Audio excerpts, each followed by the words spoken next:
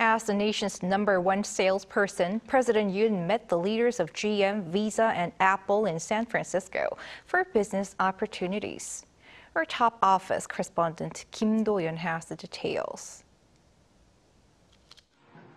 Amid a flurry of diplomatic events, President Yoon Suk Yeol is also using his APEC trip to spur on more investment into South Korea. One major announcement, General Motors is looking to expand production in South Korea, according to the top office on Wednesday, speaking in San Francisco. The GM vice chairman expressed confidence in business activities in South Korea due to the government's bold regulatory reforms and improvements in systems that align with global standards.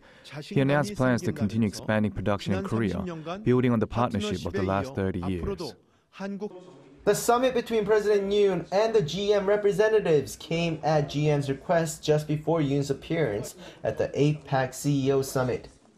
While no specific number was announced, according to GM Korea's website, it has 3 plants in Korea with a current production size of 900,000 fully assembled cars and 900,000 cars with final assembly done elsewhere.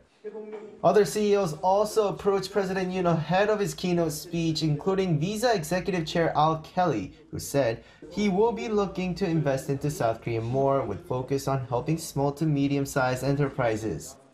Additionally, Yoon's meeting with Apple CEO Tim Cook garnered attention given that Apple sources 30% of its parts from South Korea, the most of any country outside the US. The meeting with Apple CEO Tim Cook solidified the supply chain and cooperation system between Apple and Korean component companies.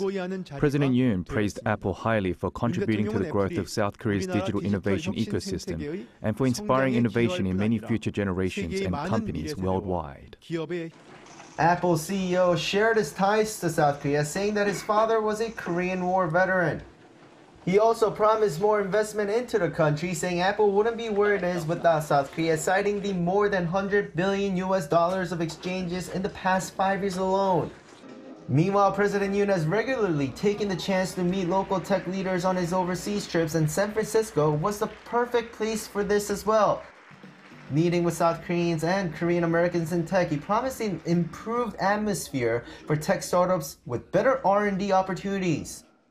특히 세계 최우수 연구자들과의 글로벌 연구 협력 기회를 크게 확대하고 해외 연구자는 대한민국 정부의 R&D에 참여할 수 없었던 제한도 지금 없애고 있는 중입니다. Tech entrepreneurs and science scholars share their learning experiences to President Yoon, especially on the hardships faced by being from overseas. President Yoon called them the future of not only South Korea but the world and encouraged them to take on more challenges. Kim Do-yeon, 아리랑뉴스.